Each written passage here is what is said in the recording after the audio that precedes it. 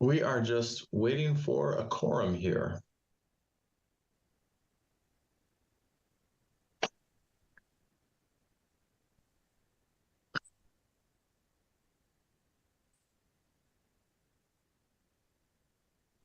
One, two, three, four, five. All right. Well, good evening, everyone. It is 7 p.m., December 4th, 2023. I hereby call the Planning Board meeting to order. I thought what we do is I'll call our meeting to order. Muriel, if you want to call the Select Board meeting to order. And then what I'll do is I'll run through this. And then actually maybe if you just want to, I'll read through the script, we'll do attendance, and then we'll get into the first agenda item. Does that sound okay? It sounds great, but I think we are still waiting for a quorum for the Select Board. Yes. Good catch. Well, you know what we'll do then is I'll go ahead and start with our script and our roll call, and then hopefully at that point you'll have a quorum for your end. Great. So pursuant to Chapter 2 of the Acts of 2023, this meeting will be conducted via remote means in accordance with applicable law. This means that members of the public body, as well as members of the public, may access this meeting via virtual means. Participants may access this meeting through the remote meeting link as posted on the meeting agenda and through the town's online calendar. When required by law or allowed by the chair, persons wishing to provide public comments or otherwise participate in the meeting may do so by raising their hand or otherwise signaling their intent to speak. This meeting will be recorded. Please take care to mute your microphone unless you have been recognized by the chair. We will now confirm attendance of members. Please respond with present if you are on the call. Rob Benson. Present. Jane Moran. Present. Ron Prefer. I think Ron is landing somewhere in Logan, so we might not have him tonight. Elise Michalowski. Present. Matthew Ronka. Present. Michael King. Present. And Vikaseth Prati. Present. All right. We still don't have a quorum from the Select Board. So let me just get the present from the two members that are here. Muriel Kramer is here, and I think I see Amy Ritterbush. Yep, Amy Ritterbush here. Yeah, and Mary Jo is intending to be here. I know that Irfan and Shahadul are not able to be here tonight. We are posted. If there is a quorum, we can move forward even without a quorum because we have a quorum of the two boards combined. Oh. Thanks, Muriel. You're welcome. I didn't realize that. I'll text Mary Jo. You know, are you guys okay? I wouldn't mind, since planning board is missing one member as well. Maybe we'll just give it another minute or two, and what I'll do is maybe we'll just do a quick minutes review just to fill some time, and then we'll go ahead and move into the administrative items. Sound okay? Perfect. All Thank right. you. And actually, before I do that, we have a new member of our staff. So welcome, Lori, to the planning board group. John, do you want to just provide a quick introduction of Lori, and Lori will give you a second to say hello to everyone as well. Sure. So we're very excited to have Lori up in the third floor. If some of you recognize her, it's because she had worked downstairs at the front desk for a couple of years in the finance department, and she decided to come up to the third floor where it's more fun. So she is now with us, and she'll be taking the place of Steph and taking the minutes and being involved in the planning board. And when you come by to sign the Form K that's on the agenda tonight, you can say hi in person and get to know Lori a little bit. Hello, Lori, everyone. Do you want to add any comments to the nice introduction from John? No, John's pretty spot on. I got some big shoes to fill, and just be patient with me. I might jump in and ask a couple questions or just recap as to what might have been mentioned. So I'm good to go. All right. Well, welcome, Lori, and nicer plants on the third floor too. There's lots of nice greenery up there. So yes, there is. And then let's see, not yet. Maybe we'll just quickly do this one. We do have minutes from November 6th, 2023. Any comments or questions from that meeting from the planning board?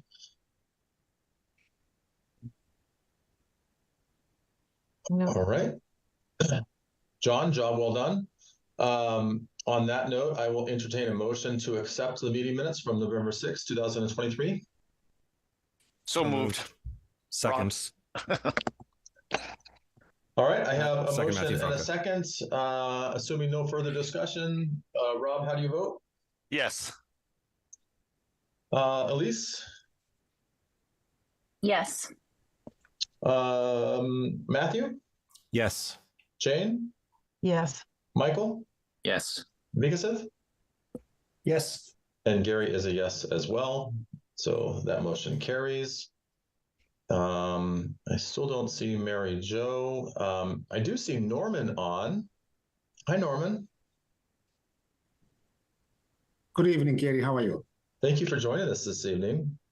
I don't know if I'm allowed to engage in this topic, but we saw some, I think, some news today, and I just wanted to congratulate you on whatever your endeavors are. But for those that might have heard, Norman has decided to resign from town manager position. So, Norman, I don't know if you have any comment to make. Wasn't expecting to see you on, but figured since you were here and we're just waiting for Mary Jo, I'd give you a chance to say a word or two. Thank you for the opportunity. Other than clarifying that I'm not resigning, I'm retiring. I will be sharing a detailed statement later after I work out the details with the select board. Okay. Well, congratulations. It's Thank you. You've been in Hopkinton for pretty much as long as I've been involved, and I know personally that I'm going to miss having you around. So, congratulations. Thank you.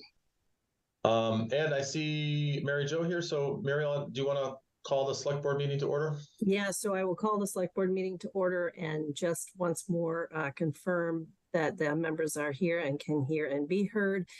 Amy? Yes, I can hear. Mary Jo? Mary Jo, yes, I can hear. And I'm presuming that I can as well. All right. Well, thank you. So our first major item on our agenda this evening is a joint meeting with the select board to fill our current vacancy on the planning board. We have 3 applicants, which is a wonderful sign. And I think we all know how important volunteerism is in Hopkinton. The unfortunate part is that I think we've got 3 good candidates and we only have 1 spot. But from a process perspective, the way we're going to do this, and Muriel, you and I have not had a chance to talk, but we've done this before. I think you'll be okay with the process. We're going to go ahead and give each candidate a chance to make a brief statement, and they've known that is in the plans tonight. We will then work our way through the joint boards to ask questions. My request is that everybody just stick to 1 question or a 2-part question if need be, but I'd prefer that we ask and then move on just to keep things moving somewhat efficiently. And then we'll go ahead and vote. We do need a majority of the respondents to confirm the appointment. If by chance we do not have a majority after the first vote with 3 candidates, then we will take the top 2 candidates and move forward with a separate vote of those remaining 2 candidates. So does that make sense for everyone for process? Yeah, the only thing that I ask, and I don't think that it flies in the face of your process, is that all the candidates get to answer the same questions that are presented. Yes, great point. And I think that's fair and appropriate. All right. Well, I see Parker is on, and I'm only just going to go in the order listed on the agenda. Parker, welcome to the planning board. Love to hear a little bit about your candidate statement and your interest in the role. Thank you very much. Appreciate the time. First, just want expectations set. Can everybody hear me? Yes. Excellent. Glad we got that out of the way. By way of introduction, my name is Parker Happ, and I, again, just want to thank you all for taking the time today. And it's a privilege to have this opportunity considered for the Planning Board in Hopkinton. Just a little bit about me and what I was hoping to do in my 2 to 4 minutes of time allowed. Tell you a little bit about my motivators for why I become interested in the role, a couple of my differentiators as a candidate, and what I'd like to see forth, at least as part of helping the Planning Board moving forward. Just a bit of background on me. I'm a small town guy from cornfields in Illinois, and I was privileged to move out to Massachusetts in 2016. But I tell that story because the town I grew up in has a lot of DNA similar to Hopkinton, in the sense that back in 1990, Woodstock, Illinois was just on the cusp of 10,000 residents. And it took one mayor and a bevy of bad planning decisions to effectively torpedo the town. Yes, there was 25,000, there are 25,000 residents today, but at what cost is growth, or good growth for that matter? And for at least Woodstock, it was stagnation. For me, I don't want to see that repeated in Hopkinton. My wife and I have decidedly taken steps to put roots deep down in Hopkinton. Of course, schools for a draw, but also the town and aesthetic, and reminds me of home. So being able to contribute to and find the balance between what new residents are seeking and moving to Hopkinton, but also maintaining the expectations of a populace that might have seen generations grow up in this town. So I think in terms of my history, that's one piece or piece of information I'd like to consider. The second is my civic background, which I think is a differentiator. I believe insofar as the research I was able to undertake, I'm the only potential appointee that has history in government. I worked for Illinois state government for Illinois State Representative Jack Franks and State Representative Carol Senti, capacity of a legislative liaison, among other roles. But I know what it takes and the time allowed and allotment it takes to be successful in a role such as this, and the commitment necessary. But that aside, I'm also excited for Hopkinton, at least in terms of the future vision that I see for the town. I would like to be piece and parcel to that. Fun fact too, I have a superpower. Again, typically within any home, not commercial, let's be residential, I can tell you when it was built within 3 to 5 years, the addition, when they happened. I love architecture, and it's something that's just a personal creature comfort to me to be able to put that knowledge to use aside from just a typical parlor trick. All things considered, though, folks, want to thank you again. And I hope, just based on my background of coming from a small town and seeing what bad growth can do to a town and not wanting to see that happen in Hopkinton, the importance of civic background and my understanding of the time commitment and understanding of the processes as well. And then finally, wanting to balance the old with the new for the vision of the future. Just really a privilege to be here. And thank you very much for considering my appointment to the board. All right. Thanks, Parker. Funny coincidence, in all my time on Zoom and Teams calls the last couple of years, I also have enjoyed guessing the years of people's houses based on the trim and the architectural details in their background. I'm not nearly as accurate as you are, but kind of funny that I probably have a similar interest. Peter, you're up next, and should be unmuted, and the mic is yours. Thank you all for your time this evening. I'm Peter Thomas. I'd like to say at the outset that it's encouraging to see that multiple people have volunteered for this position and that they have answered the call. I am certain that Ms. Mulick and Mr. Happ will serve the town with excellence should one of them be chosen for this position. Hopkinton faces many challenges in the coming years. We've seen an erosion of our commercial tax base and increasing inflationary pressure on wages, benefits, and materials required to conduct the business of town. This has increased the burden on our residential tax base, who are also feeling the pinch from the same factors. Some of these pressures we can mitigate ourselves, while others are inherited from laws signed on Beacon Hill. The MBTA community zoning law is a prime example. This is a complex issue with many variables, but as a town in the Commonwealth, we must adopt it or face the consequences. Our residents will rightly worry that potentially adding 750 additional housing units will stress our already burgeoning school system, and they're likely to vote against it out of hand. Nonetheless, the deadline to submit our plan to the state is December 31st, 2024, and it will require voters at town meeting to adopt the plan, or we risk losing critical state funding and very likely a lawsuit from the state attorney general. So it falls on the planning board to communicate effectively to residents. And that's where I think I can be the most helpful. My background in leadership, marketing, and more importantly, storytelling will be an asset to town government. The planning board has two essential functions. One is administrative. Within the bounds of the law, we provide the guardrails to ensure that Hopkinton's growth is safe, predictable, and minimally disruptive to our residents. The other is to look toward the future to ensure that the town can continue to provide essential services to our residents and to make Hopkinton a place where everyone feels included and that it's a desirable town to live, work, and worship. And it's the second responsibility where I seek to make the most impact. I believe there's much we can do to spur economic development in our town and to attract new businesses and talent. We have no shortage of families that want to move here because of our desirable school system. What we lack is a compelling value proposition to business owners. Working with the town's sustainability, economic development, and equity project manager, we will collaborate to create new and exciting programs that make Hopkinton a compelling place to locate a business. And executed correctly, we can make a profound long-term difference for our residential taxpayers. As many of you know, I'm the publisher of Hop News, and I've been fortunate to form relationships with many of our town leaders, from those that work at the highest level of town hall to our wonderful volunteer board members. I believe those relationships will be critical as I seek to collaborate with other groups to execute on a shared vision for our town. Strategic planning is a required core competency for a CEO, which I have been for more than 20 years. I also realize that this type of work is different. A business is in service of its shareholders, whereas town government must serve all people. Members of the select board and the planning board, you have my commitment that I will execute that duty faithfully. Thank you for the opportunity to be considered for this important position, and I look forward to your questions. All right, thanks, Peter. And I don't see Karen on. Karen, if you're there or if you're calling in, there's one logo I don't see.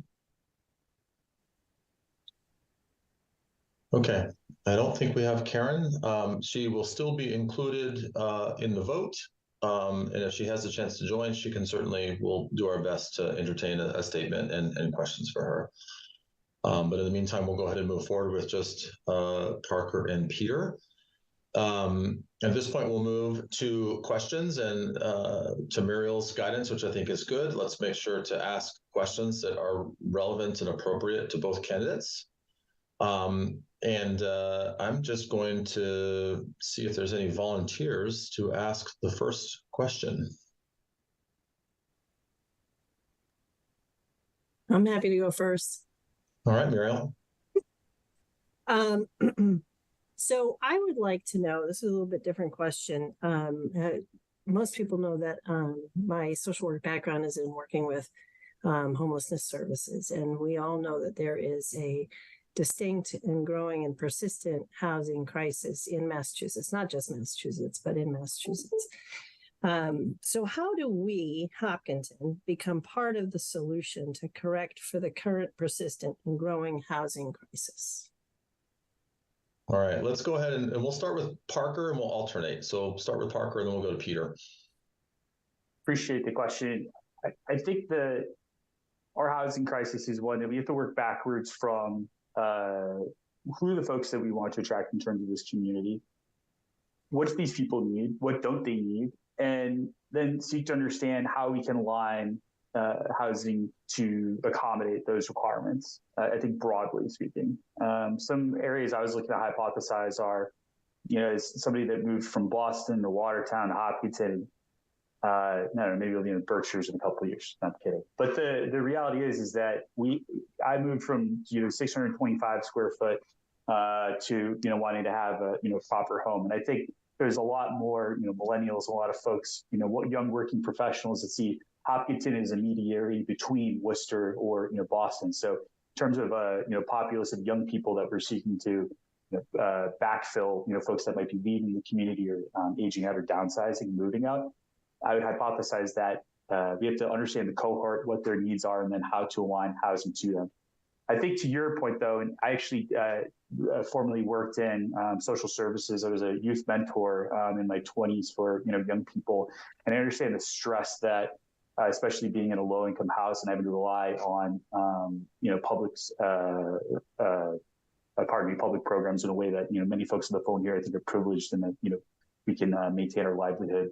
I think that folks, we need to understand, what they need. And I was hypothesizing, okay, we've got this great asset in the T and the MBTA, and how can we align housing so that maybe we don't necessarily have to have the parking requirements as required by the state, because people can just walk to the T to then commute to where they need to go. But thinking outside the box and finding ways to comport regulations to the scarcity of land that we have in the community today. I think we have to not leave anything on the table, and think creatively and outside of the box to accommodate for the different populace and people that need housing in this community, but not limit it to just professionals, but also those people that are most disadvantaged. Because at the end of the day, we're only as strong as our weakest link, and only as diverse as those that can be within our community. So I would look at kind of those ways of trying to bridge the gap broadly and from a philosophical perspective. All right, thanks, Parker. Peter? Yeah, Muriel, it's a good question, and I think that largely the issue that Hopkinton faces is an uphill battle from larger macroeconomic trends that are happening in the state. And Hopkinton is a community that is affected by it, like many other communities. The simple fact is that Massachusetts, as a state, has issued far fewer building permits per capita than like 46 other states in the last 10 years. And so, and part of that is, I think, a traditional, well, first of all, there's a real estate issue. There just isn't as much land in Massachusetts as there is in Texas or Arizona, for example. But I think the other thing is that there is a reluctance for planning boards in towns to they try to constrain growth, to essentially expand, because a lot of folks don't want to bring in low income housing, and so the planning board is trying to manage that. But the real problem is affordable housing is it is impossible for a younger person to afford buying a house in this town, and that's not all Hopkinton's fault. That is simply because wages simply haven't kept up with the cost of ownership. And if you look at Boston Globe did a great article on this called Beyond the Gilded Gates just in a couple of weeks ago about how there's just a real supply and demand issue. There's just way too much demand and not enough supply. That's just how it is. So what can Hopkinton do? Hopkinton can issue more building permits. Hopkinton can take the lead on issuing more building permits. Now, that may not be something that is widely popular, within the towns, within our constituency, but it certainly is something that we could legally do. Similarly, the MBTA is going to force us to set aside at least 750 dwelling units. Now, whether those actually get developed is a different matter, but the fact is that 750 dwelling units essentially means 750 townhomes, which essentially means more affordable housing than a single family home. So in that way, I think that there is something we will be doing, or very likely will be doing in the near future, as that is rolled out. I think it is absolutely critical. We want to keep Hopkinton a place that people can afford to live, and I think that is absolutely critical, because having a diverse population, a diverse tax base, and a diverse population makes the entire town better. Thanks both. Who would like to go next?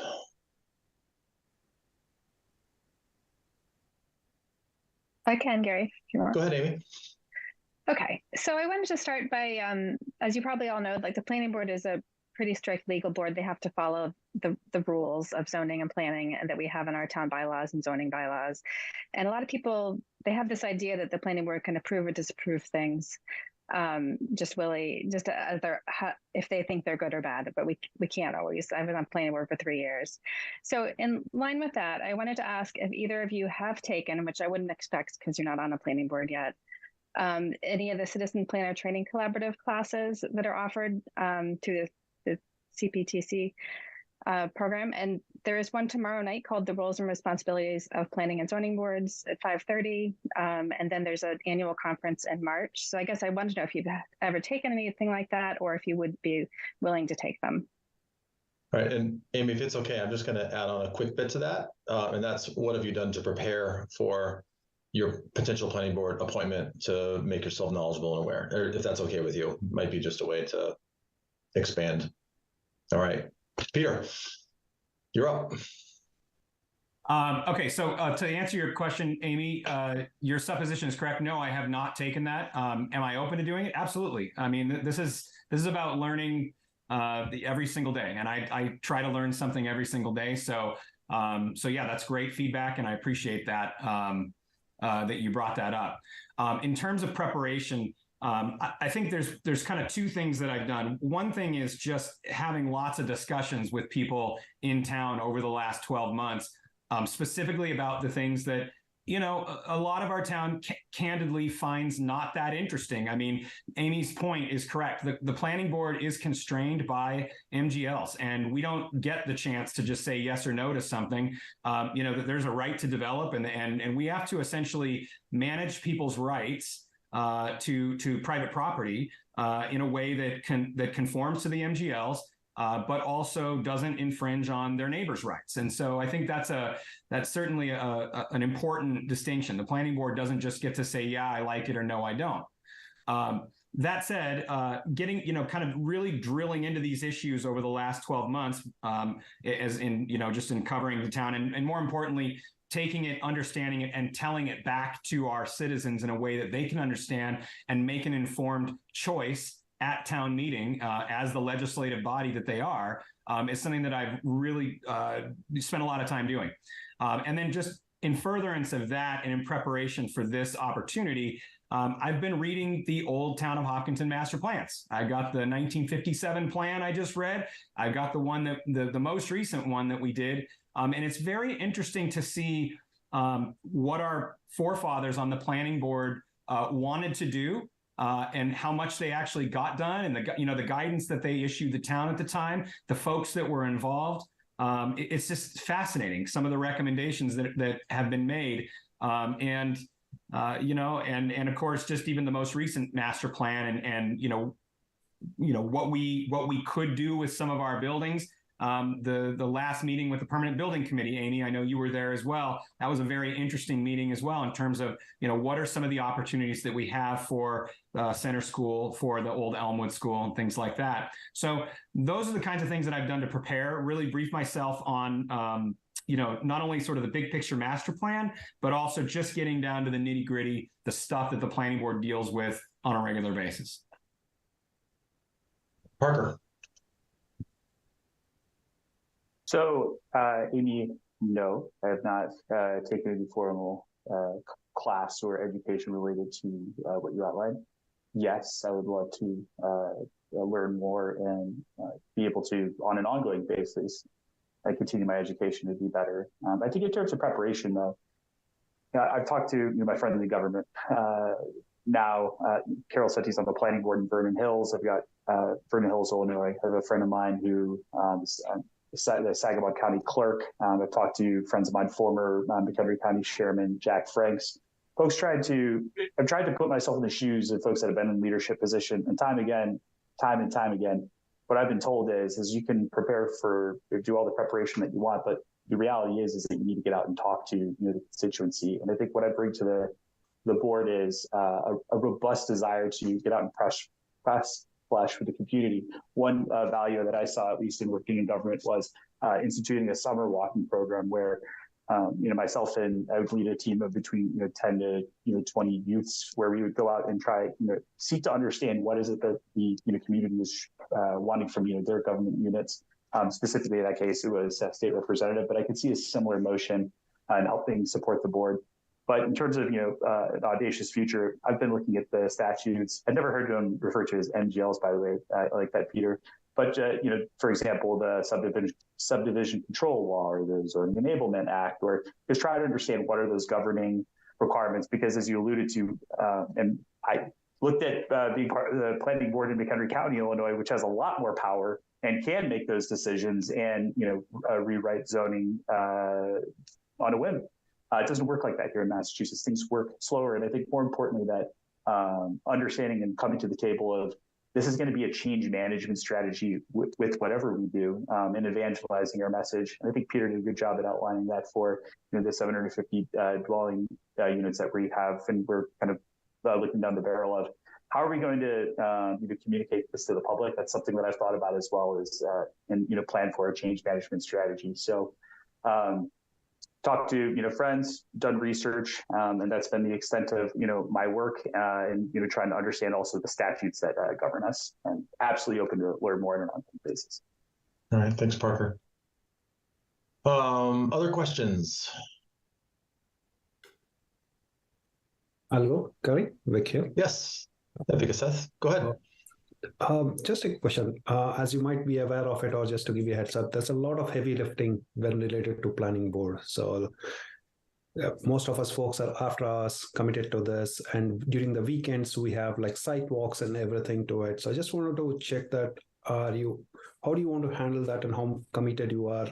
Is what I was around your primary work and to the town planning board. Parker. Appreciate the question. The answer is this is the third space that I'm looking for. You talk about in life, and I look at past generations have had. My grandfather, for example, he was part of the Knights of Columbus for many years. In addition to being a family man as part of his church, those were his third spaces. For whatever it is, the pandemic has thrown a wrench in the ability for millennials to, I think, have a lot of those same opportunities. And so for me, my first space is my home, but it's also my office. I work from home. I'm in Hopkinton every day, almost 24/7. So I'm very fortunate to have that opportunity, but also flexibility. My role as an enterprise sales and account executive for Comprise enables me a degree of flexibility that I can make meetings on a whim. I'll be here on the weekends. I'll be here during the week, but I'm not beholden to a terrible amount of opportunities, outside of that. So this is effectively the third space that I'm looking for to become enmeshed in the community. And I feel based on my, work that I have today, and the fact that my kids are young, got a 2-year-old and a 5-month-old. Some folks might say that's not manageable, but at least for the weekends, it would be manageable for me to do site walks and enjoy that time. So I'm privileged to, be in Hopkinton almost 24 hours a day and to be able to be here for those commitments. Peter. Thank you for your question. I'm at the different end of the continuum than Mr. Happ there. My 2 kids have gone off to college this year, and then I have a third that is a junior in high school. So, and I never see her because she's always at dance or soccer or track or something. So, and as many of you know, I'm in Hopkinton pretty much every day. I often drop in at town hall. I've sat and chatted with Mary Jo at random hours, just showing up at her house, and Muriel and I have had breakfast. And so Hopkinton is kind of a place where I am pretty much downtown every day. Again, it's great to be where you're at, Parker, but it's also great to be at the end of the tunnel, as some of us know too, and have a little bit more free time on their hands. So I do have a lot of flexibility in my schedule, as I think many of you know, and absolutely understand that doing those site walks and and just the night work, like we're doing tonight, is part of the job. That's what you're signing up for. All right. Other questions? I can go if nobody else. All right, Matthew, go ahead. So one of the elephants in the room was broached, right, in terms of bringing in a bigger tax base, and also there was a question earlier about issuing more housing permits. Most of the housing that comes in is in the seven figures range, right? Expensive houses. How can we, as a planning board, help influence a broader housing market when most of what we're seeing for developments and the demand is in that higher range? And how do we help make the town more affordable by growing a tax base that's more diverse? Two-part question. Right. Peter. That is a very difficult question. And I think that I don't have a great answer. Well, I probably don't have the answer that you want. I'll give you what I think the true answer is, though.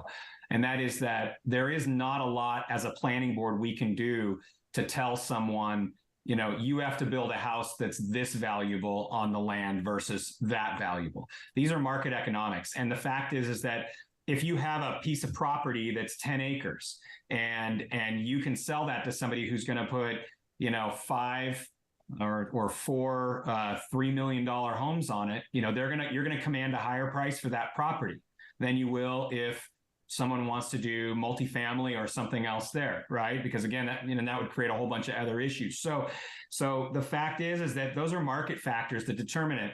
And from a legal standpoint, the planning board doesn't have the latitude to say no. They just don't. We just can't. So I think what we can do is work with developers to help offset the impact of that. A very classic example is what we did with Legacy Farms and the schools and things like that. And I'm not trying to open up a hornet's nest here, but I will say that the planning board did extract concessions from McDowell on that project in order to do something to offset the impact of the community, the population increase that was coming in there. So there is stuff you can do from a negotiation standpoint.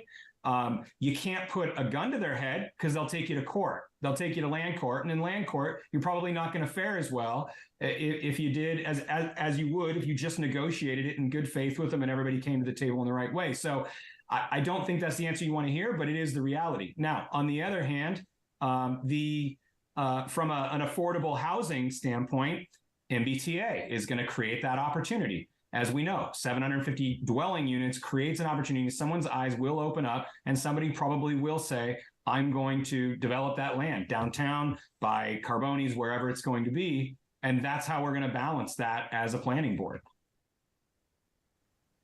Parker. Just so I'm answering the question correctly, you're asking about how do we help not only foster commercial growth, but also ensure that there's affordability for residential growth. Is just so I'm hitting the, okay, that's what I heard. I think that I'll tackle the commercial piece first. I think the town's doing a tremendous job. One of the reasons, my wife and I wanted to move here is because of the Delancey footprint and the fact that, we were able to have that, tremendous luxury in our backyard. And who knows, all the kids inspired by robotics for the future. But reality is for many commercial developers that the longer that their investment or their capital is tied up in not being actualized by an actual development, that's not only risk, but also a ROI that they're not seeing. So from a commercial perspective, how can we find ways in order to accelerate the permitting process, or at least remove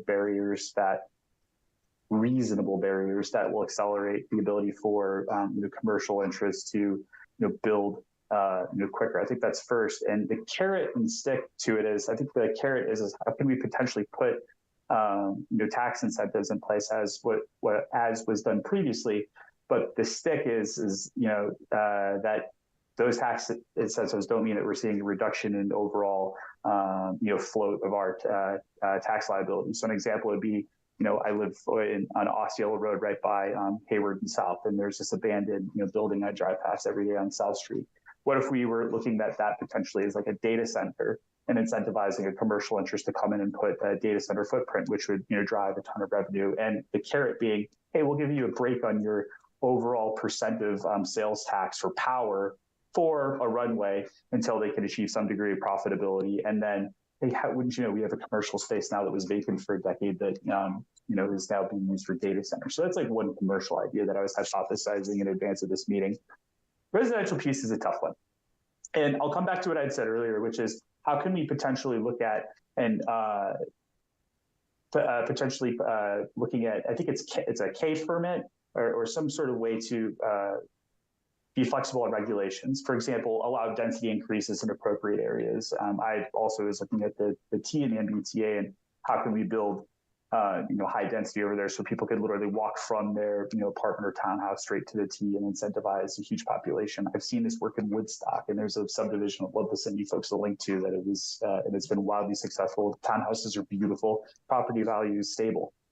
But I would look at like those, two small ways of, looking at either density, removing density restrictions, or potentially using carrot and stick with the commercial interest to try and grow our way out of this. But those are like two small ways that I can see doing that. Thanks, Parker. Any other questions before I ask mine to wrap things up? Yeah, Gary, this is Rob. Can I go? Go ahead, Rob. I really appreciate you guys answering these questions. I guess I have a couple-part question. The first part leads into the second. So I've lived in Hopkinton a long time. Multiple generations of my family live here now. And so I'm curious how long you've lived in town, your network of people that you talk to, and how you get input into would get input for the planning board. I don't look at like my role or any of our roles to do what I necessarily want. I look at my role to try to be the voice of all the constituents that I am in office for. So that's the first part. How would you get that input? And then it kind of leads into the second part of what do you think the town wants? Say above 50% right now, would they want to support more housing? Or would they want to not support more housing? Just kind of a yes or no question. Parker, you're up. So I've lived in Hopkinton since the start of the pandemic. I first lived in Hopkinton's waiting room, aka the Windsor Apartments, and that's where my network started. So I met a lot of young folks that were wanting to buy and just did not see the market bearing a ton of opportunity to buy. In fact, my wife and I, we look backwards on the total number of properties that we probably even had a shot at in the 2.5 years that you were looking. There were 4. So the fact of me even here on this meeting today is like a blessing and a privilege. So Robert, to answer your question, yes, people want to build more. Young people want to see more. No, that's not what I'm asking. Do the voters in town want more homes built that's going to impact the schools? Not do developers want to build more? Of course, developers want to build more. Do the people that already live in town want more homes built? No. And when I go to Hopkinton Lumber, for example, and I talk to the staff there, folks are frustrated by the change. They see, their school is going to get demolished, and they're wondering why is an Elmwood school not good enough for the community anymore.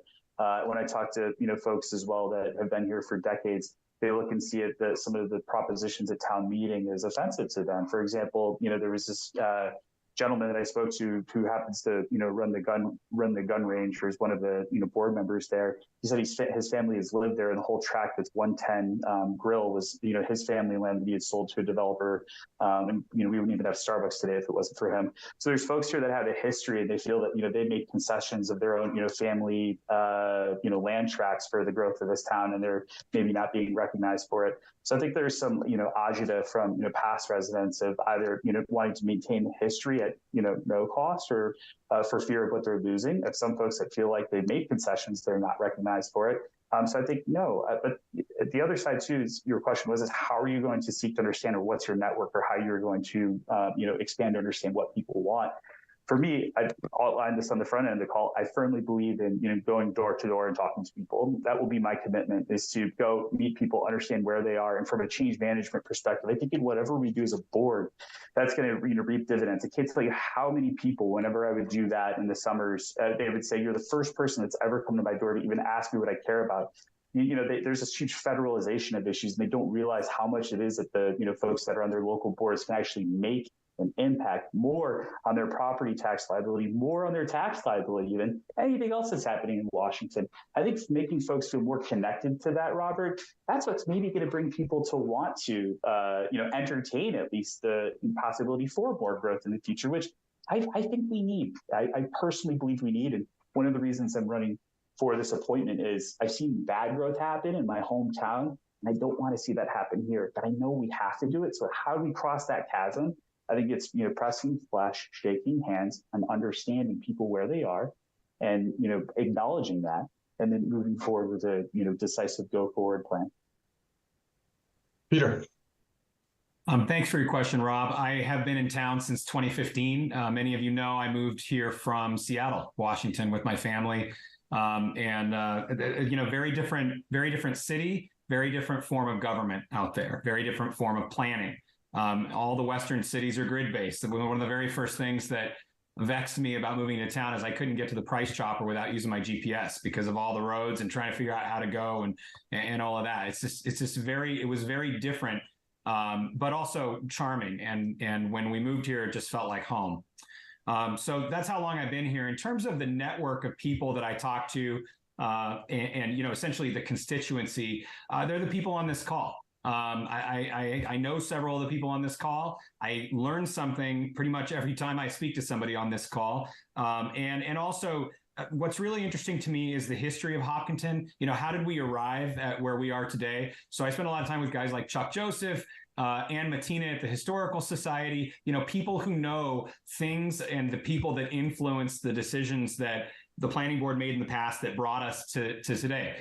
This week, Chuck and I were having a lengthy discussion of what Hopkinton was like before 495 was here. I mean, it was a very different town, a very different environment, and how our planning board anticipated that and built Hopkinton and developed and planned Hopkinton to support the presence of 495 and how that transformed us.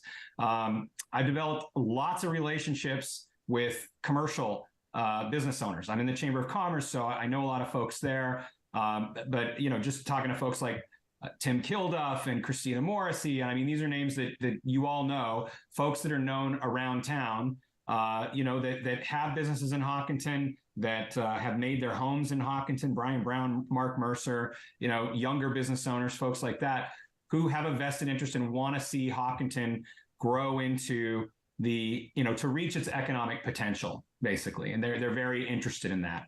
And then, you know, finally, to answer your question, Rob, about what do voters think? I will decidedly say from my experience in, you know, just the reading the news and writing the news, that voters absolutely do not want more homes to be built in Hopkinton. That would fail 90 to 10 at any ballot measure or at town meeting. Now, they don't necessarily get the choice, but just to answer your question, that is where the town is at on that. They do not want more housing for the reasons that Parker talked about. You know, schools. It's all about the schools and the school population. Thank you. Thank you both. All right. Any more questions? There's a few of you we haven't heard from yet. Michael, Jane, Elise, Mary Jo, you don't have to ask a question either. No, I've enjoyed the discussion though, and I think most of the things I was going to bring up have been answered very well by both candidates. Thank you. I'll ask a quick one, Gary. So for both of you, where would you put sustainability, sustainable development in your priorities when approving a project in town? Peter, you're up. Well, personally, I feel that that's a very important initiative. I think the planning board should support our net zero 2045 target. We should do our part to obey the will of May town meeting voters. They are the ones that elect us. So, and so what we can do to support the town's environmental initiatives and sustainability initiatives, we should do. And I also, for example, the solar project at the middle school, for example, is a great example of that. And the planning board has something to do with that, and of absolutely supportive of making a good use of zoning and of you know, our policies and our procedures where we can support those initiatives.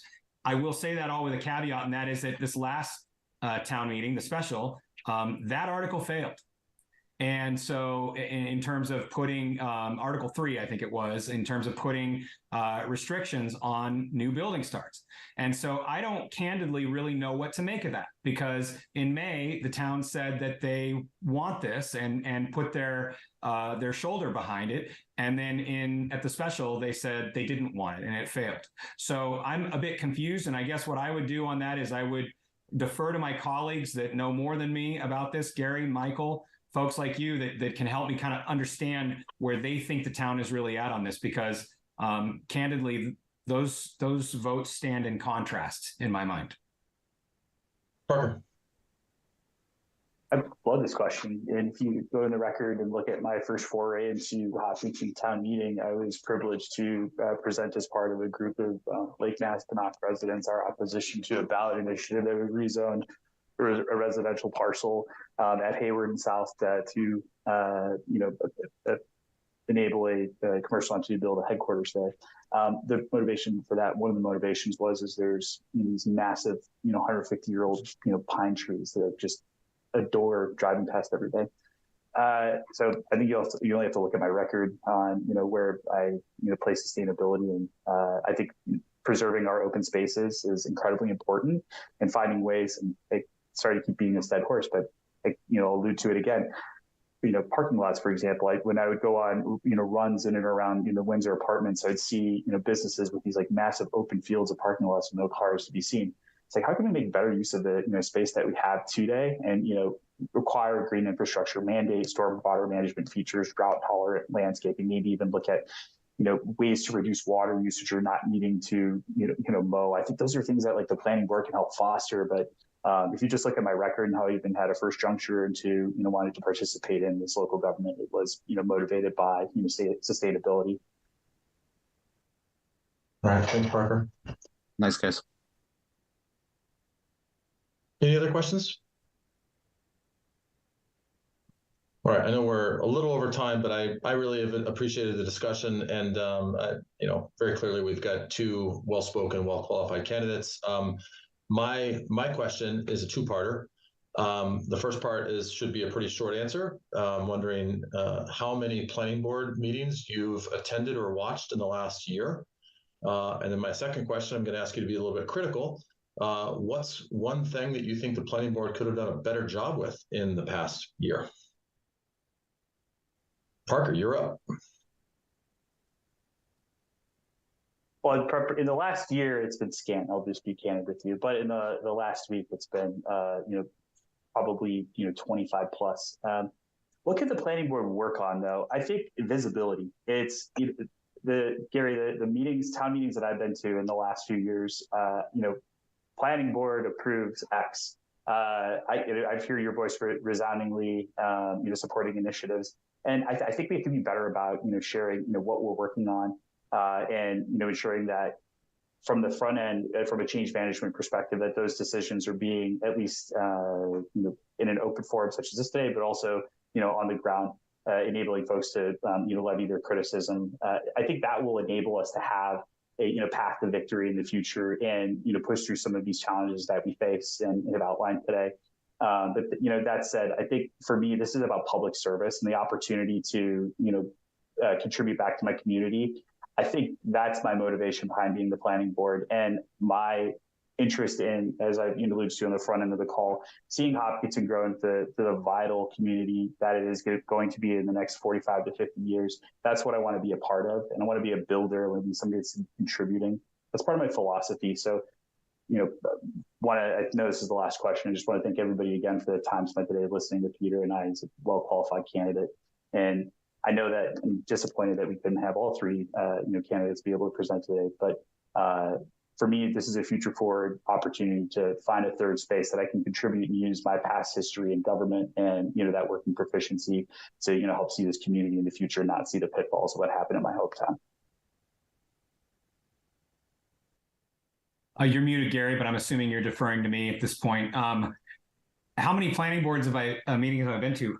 Well, I cover them on HCAM. So I watch them back after, when they're recorded on HCAM. As far as in person or on Zoom, probably one or two, but in terms of on demand, because I often will get the minutes, and I will often watch it back the next day and see if there's anything that, that I think would be of interest to the community. And that really leads to the second question, which you're inviting some feedback about what the planning board could do better. Candidly, I think that the planning board, and this is a little bit about what Parker said, I think that storytelling is the missing piece. Planning board, this is complex stuff, all right? And sometimes our hands are tied, and sometimes they're not, and sometimes we can influence things. But if I remember, or I'll take you back to the Maytown meeting, zoning articles come up, and then Gary, you stand up to the microphone and say, planning board supports this, or planning board endorses, and then you go sit back down. And the reality is that that's not enough. We have to, in advance of town meeting, if we are supporting a zoning bylaw change, for example, the Community Covenant Church, if we're supporting a commercial rezone for that parcel, we can't just, do that work and hope that people show up to public forums, because they don't. All right. We need to do that work. We need to tell the story in advance of town meeting about why this is a good thing for Hopkinton. Why did Community Covenant Church should have been rezoned? Because everybody around them is commercial. That's the answer. Because it was almost an oversight to not zone them commercially. Right. So it was, to me, it was a no-brainer. And yet we didn't do a good job of telling that story. We could have done a better job of telling that story so that folks at town meeting may have supported that. And again, that's my personal opinion. Peter Thomas is not a member of the planning board, but that is my personal opinion. Is we could have communicated and told that story a little bit about, like, what does it mean to you? What does it mean to Hopkinton? Why is this a good thing for the initiatives that we as a board support? So I feel like I can add a lot of value there. My background is 20 years as a CEO in marketing. Also, love to tell stories, as you all know. So, and I would like to wrap it up by saying thank you very much to all of you. Parker is a great candidate as well. It's great to meet you. He's got a lot of amazing experience in public service. So I would not be disappointed for him to be chosen. I don't think you have any bad options tonight. So that's great. And thanks, Peter. And I appreciate both of you being candid on that. I know that's a hard question to ask, but again, it's well spoken and well said. So thank you both. We can criticize you some more, Gary, if you'd like. Just give us 5 minutes. Totally. All right, so we're going to go ahead and vote now. And what we'll do is we will roll through the planning board folks first, and then we will go to the select board members. Just as a reminder, you have your choice of 3 candidates, and we'll see where the tally lies at the end of the vote. So we will start with Rob. Rob, how do you vote? Both excellent candidates. Thank you very much for applying. I'm going to vote for Parker. Jane. This is a really tough one. I'm going to go with Parker as well. Elise. Thank you both. I think you both brought a lot of great perspectives, but I'm going to vote for Parker. Matthew.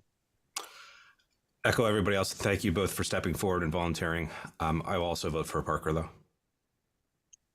though. Michael? Yeah, I would echo what everybody else said. You guys both did great. Tough choice. I'm going to vote for Parker as well. Vikas? That's the style now. Okay, great candidates as usual. I mean, it's a tough one, but I'll go with Parker as well. Gary, I am going to vote. Speaking like everyone else, great candidates, but I am going to vote for Peter. Amy? I'm going to vote for Parker. Mary Jo? You're muted, Mary Jo. I know. That's what I was just doing. I'm going to vote for Parker as well. All right. And Muriel? I'm voting for Parker. Okay. All right. Well, that tallies 9-1, if I count correctly. So congratulations, Parker. Congratulations, Parker. Thank you, Peter. Thank you very much to the board. Thank you to everybody for your consideration. I'm truly humbled. Peter, fortunately, I know that you will continue to be engaged, and I assure you that there will be more opportunities like this one. So, but appreciate all of your thoughtfulness and comments. Parker, you as well. Parker, next steps would be to stop by Town Hall, the town clerk, get sworn in, fill out some paperwork. And as long as you do that before our next meeting, then we'll see you in 2 weeks. So, perfect. Gary, if I could, Parker Yes, could Amy. listen, right? Parker could listen tonight, but not vote, right? well, of course, you can always listen. Yeah. Thank you all very much for your time tonight. It was an absolute pleasure. Thank you, Peter. Thank you. All right. So the select board. Oh, go ahead, Mary. And I was just going to entertain a motion for the select board to adjourn. Oh, so moved. Mary Jo, second. Second. So by roll call vote, Amy? Amy Ritterbush, yes. Mary Jo? Mary Jo Lafreniere, yes. And I'm Muriel Kramer is a yes as well. Thank you all so much. All right. Good Thank night. you. Hey guys, thanks. Have a good night. Okay, I know that took a little more time than we had planned, but again, I've had really good discussion, and it's somewhat unique or wonderful, I guess I should say, to have such strong candidates. So figured it was worth the time. So we've got just two other agenda items here. The first is a Form K for Emerald Drive. John, do you just want to brief us on what's before us with regards to Emerald Drive? Sure. So Ravenwood submitted the Form K.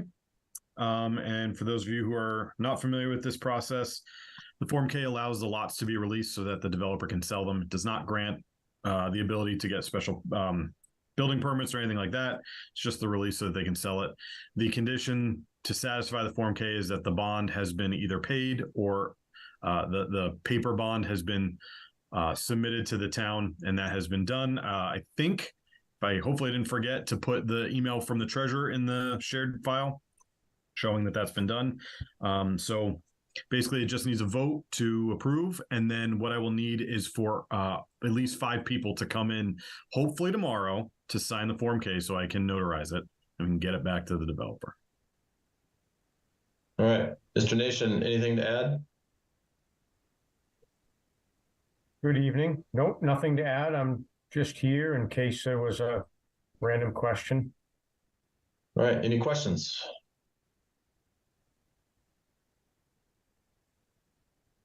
All right, seeing none, then,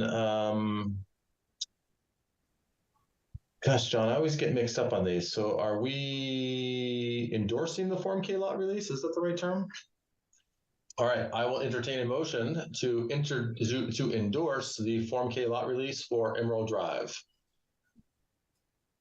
So moved, Rob. Second, Matthew Vronka. All right. Assuming no further discussion, we'll go ahead and vote. Rob, how do you vote? Yes. Jane? Yes. Elise? Yes. Matthew? Yes. Michael? Yes. Pegasus? Yes. And Gary is a yes as well. So thanks, Chris. Thanks for sitting through our a little bit longer than usual discussion, but we will, and for folks, just as a reminder to sign, they are there until 7 tomorrow night. So you don't have to be there during working hours. If you can get there, great. But otherwise, please try to get there before 7 o'clock. Thank you. All right. And then the last item on our agenda is a quick confirmation of planning board meeting dates, and those are listed in the meeting packet. John, anything to add beyond the dates themselves? I may not be here for February 26th. It's my daughter's birthday. So just wanted to give you a little heads up on that. But no, we tried to schedule them outside of all the holidays. We were lucky this year to miss a bunch of the holidays by either a week or a couple days. If any of them jump out at you as being problematic, please let me know. We have flexibility. These are not set in stone. These are just kind of for your information. And so we can plan ahead. But if we need to change things, we can do that if we need to. The only things I would add, I have a comment and a question, but we should probably put town, I don't know, just a reminder that town meeting is the first Monday in May, and it is the responsibility of all planning board members to be there at all nights. So it's not on the list, but something worth getting on your calendar. And then my second question, this is just a question for the group as we talk about meeting dates. We've been largely meeting virtually or remotely. I'm curious just to check in and see if people would like to have a periodic in-person meeting.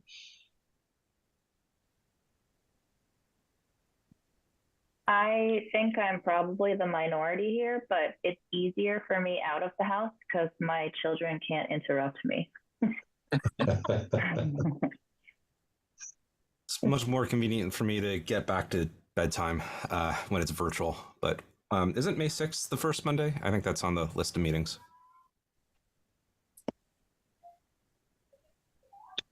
You're right. It is. Good catch.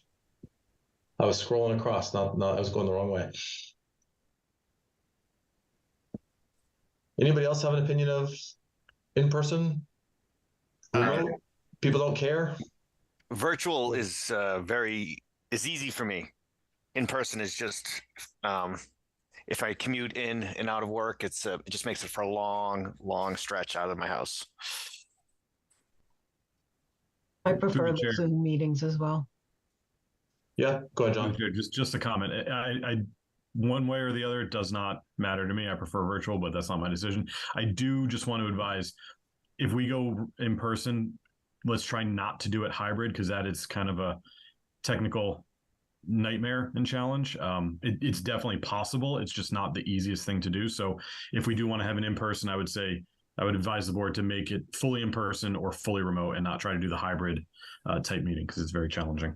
I 100% agree. And most of us, I think, have probably learned that in the pandemic, that hybrid meetings are tough. So may I add something? Yeah, go ahead, Elise.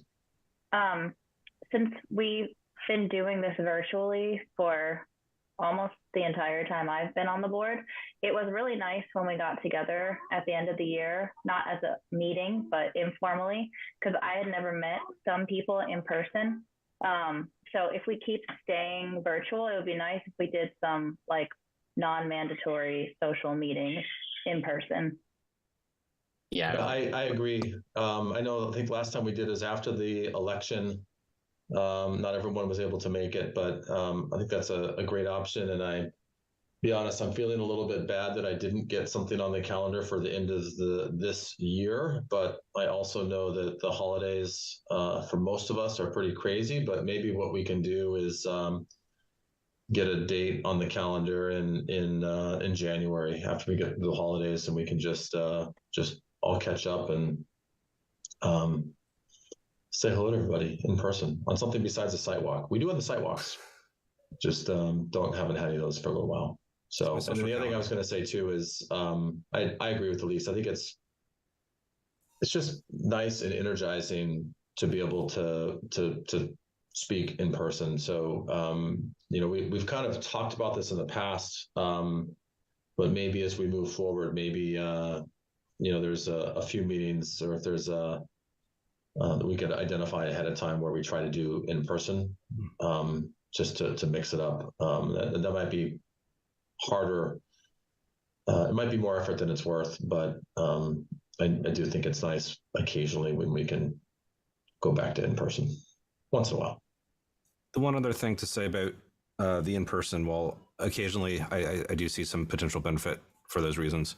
Having had to, I missed the last in-person one, but having to watch it on the recording, it's a lot easier to catch up on the virtual ones. The miking and audio is significantly better, not to mention any presentations that trying to catch up on the. That's a good point. I'd also say too that John and I have talked about this. So the one thing we don't want to do is we don't want to be biased. Like we don't want to sort of use a virtual meeting format and then we have a big hearing, so we go live in person. We shouldn't be treating things differently. So I'm just going to throw out another option. Maybe we continue to meet virtually, but maybe we commit to, maybe it's just even, twice a year we do a social engagement of some kind. And that might be a way that we can kind of say hello to one another, but yet stick with the rhythm that we have, and that way there's no hybrid issues, there's no sort of challenges with scheduling and whatnot, and we just